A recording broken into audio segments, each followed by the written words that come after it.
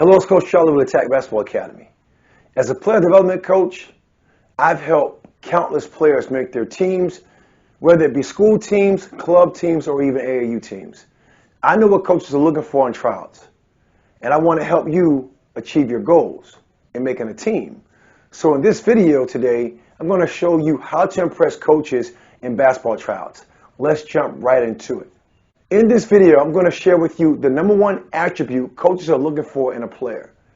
Then, I'm going to tell you the secret about tryouts that no coach wants you to know.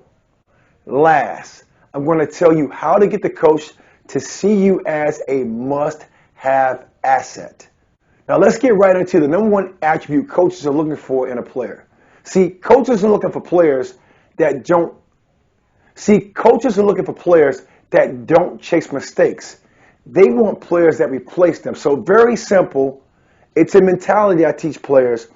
Don't chase mistakes, replace them. Don't miss a shot and then become missing on the court. Don't miss making a play and then become missing on the court, meaning now you're inconsistent because you made one mistake. Replace them.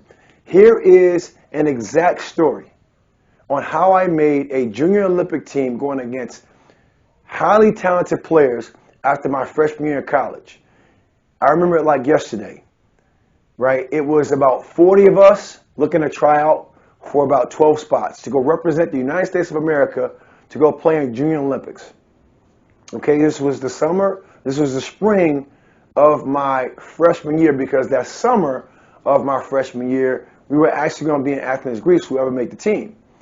So I remember trying out and playing my butt off against top players that went on to play in the NBA. Some of them now are Hall of Famers, right? And this is my glory story I want to share with you. But I remember having a really good tryout. And one of the things for me, I was told as to why I made the team, is because when I made mistakes, I didn't chase the mistakes. I played harder. I looked to make it up in different areas. So when you are able to do that, right, and to kind of finish out the story, it allowed me to actually represent the United States of America to play in a junior Olympic, right, where we ended up going 4-4, right, the time I played. But guess what? I represented the USA playing basketball as a junior Olympian, okay? And I know one of the reasons why I made that team out of 40-plus players, that someone went on to become Hall of Fame NBA players. Why did I make it? Because I had a really good tryout, right? But I didn't chase mistakes. I replaced them. I played harder. So coaches love that aspect. So again, don't miss a shot. Don't miss making a play. Don't miss blank and then become missing on the court. Erase it. Replace it. Move on. It's all about what comes next. That's what coaches love to see. So when you make a mistake, what you want to do action-wise is dust it off, clap it off, and say, I'll make that up on the other side of the basketball, whether it's defense or offense or whatever it might be. Keep that in mind. Don't chase mistakes, replace them. Coaches love that about players. Before I tell you the secret about tryouts that no coach wants you to know, I want to remind you to subscribe to this channel.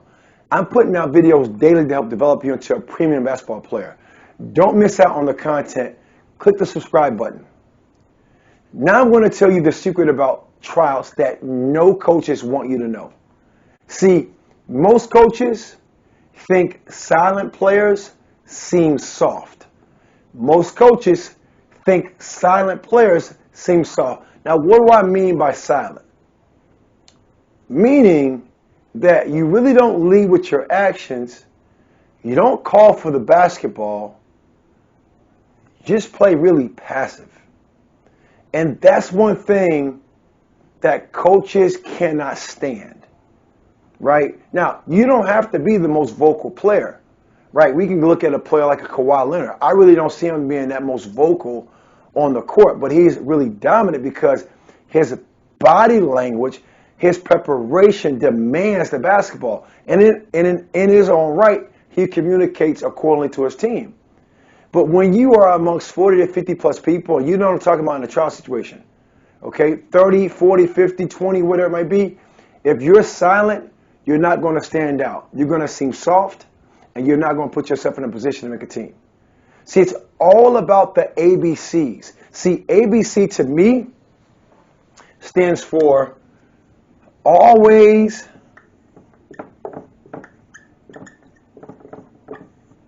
be communicating.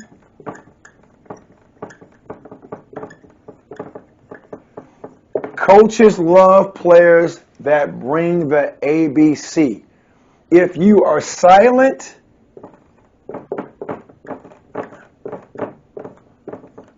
they're going to think you're soft, because that more so goes along with being passive.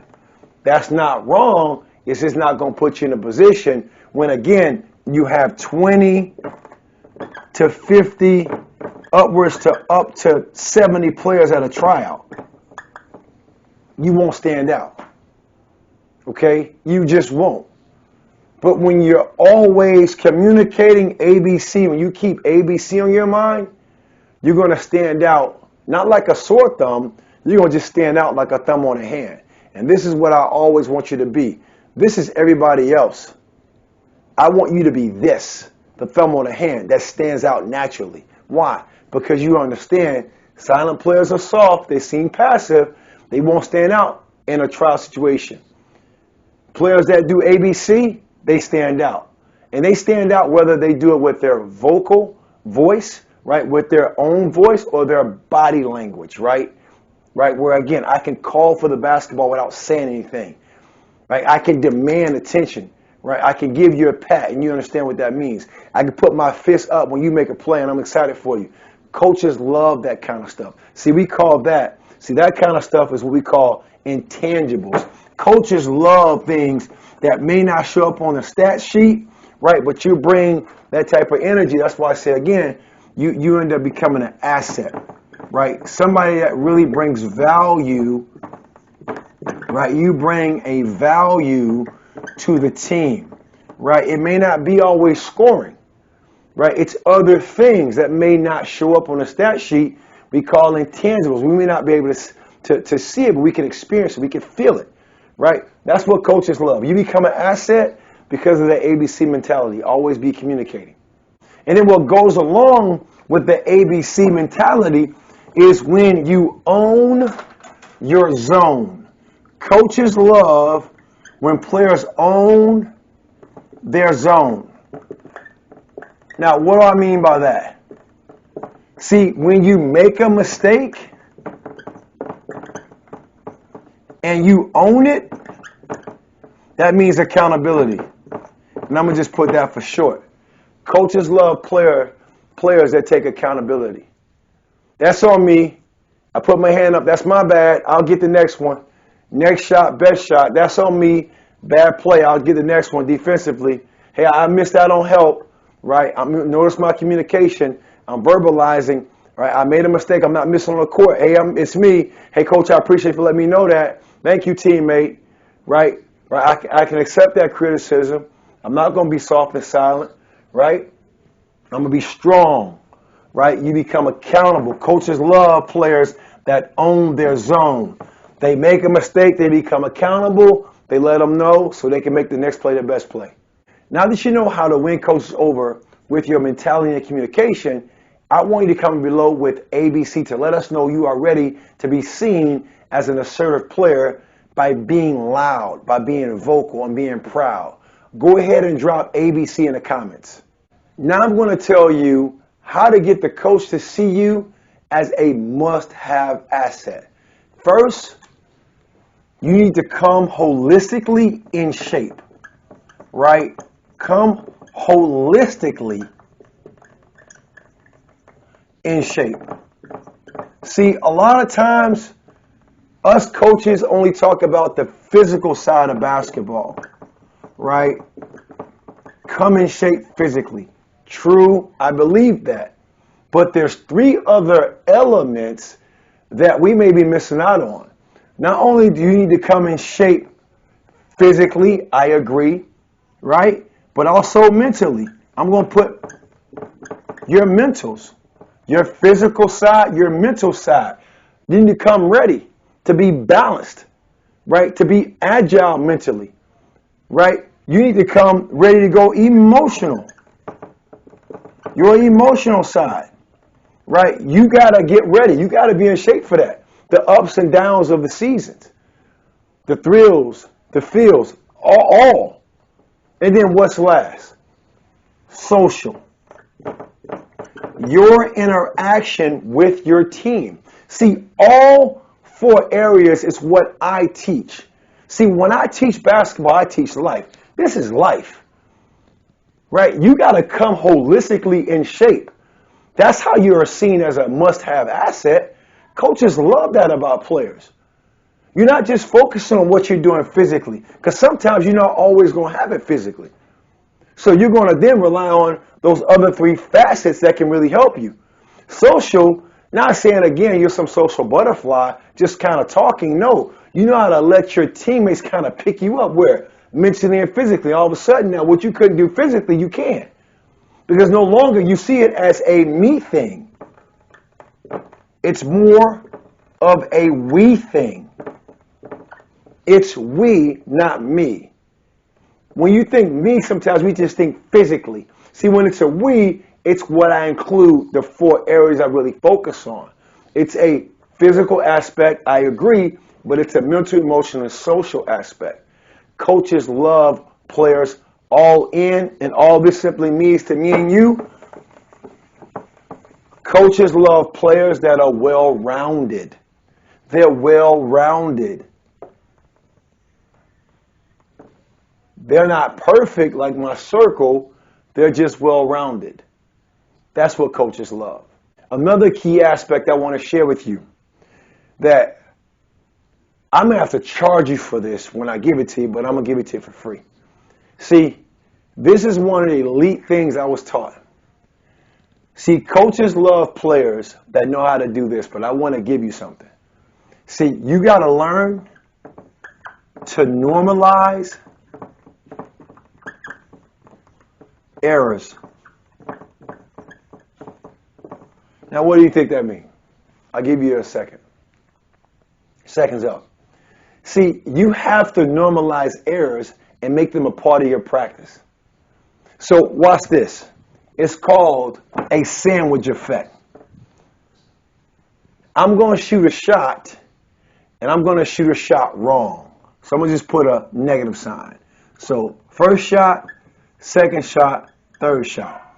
This is a sandwich approach. The first shot I shoot, I'm going to do it wrong, right? And whatever that might mean in situation-wise. I'm going to do the wrong way to shoot the basketball. Then I'm going to do it the positive way, the right way. Still may not make it, but I'm going to do everything I know the coaches are asking me to do, and I'm going to do basically the basics to the principles, the timeless principles that don't change with the shot.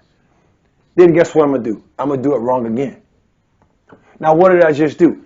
I just identified how to normalize my error because guess what? These are what not to do. But I don't know what not to do until I do what? I program that. Hence, make it a part of your practice. Now, you can also do the same thing on the flip side. Hey, guess what? You can shoot the ball the best you can, the right way, with proper mechanics. Still doesn't mean that ball goes in the hole. Now let's do it the wrong way. Rush it. Now let's come back with a positive. See, again, we are identifying what not to do. That's what the circles are. See, when you normalize errors, you know what to look out for. So when they do happen, you can say next play, best play. And again, you can be someone who does not chase mistakes because you know mistakes are a part of your progress, right? They're a part of your progress improvement. And when you do normalize errors, another thing I want to give to you, I want you to think about it like this, right? What you're doing is you're learning to quarantine negativity. You're starting to isolate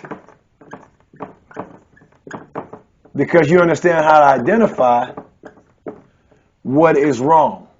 Now you have a whole bucket of wrong that you've identified with, so you learn what not to do. And you can actually produce more in a sense, what to do, right? Because all these are just now strike throughs. Now look at how we changed it. What was negative, you learned to turn to a positive. Why? Because you didn't chase mistakes, you replaced it. You always were being communicating, right? You understand how not to be silent and soft, but be strong, right? And all of a sudden you learn how to quarantine negativity. You isolate the hate. Just like a computer software system, if you think about it, right? A computer software system, when you talk about a program that's on your computer, laptop, desktop, and it's running some type of virus protection, all that virus protection is doing is trying to identify what's called Trojan horses, or it's just trying to identify things that will slow your computer down, will bog your computer down where it slows down. And if it can catch it, it can quarantine it, then have you do what? Delete it. See, that's why we say next shot, best shot. Next play, best play. Because coaches love players who have a next level mindset. And all that simply means is you're always thinking what's next is what's best.